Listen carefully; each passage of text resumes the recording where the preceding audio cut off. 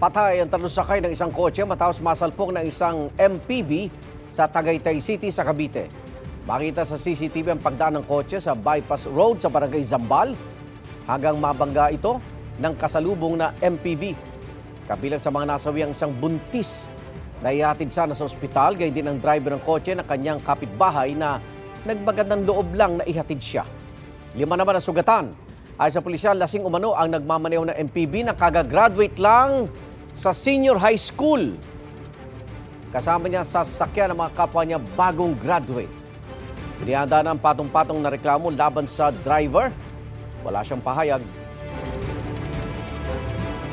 Igan, mauna ka sa mga balita, mag-subscribe na sa GMA Integrated News sa YouTube para sa iba't ibang ulat sa ating bansa.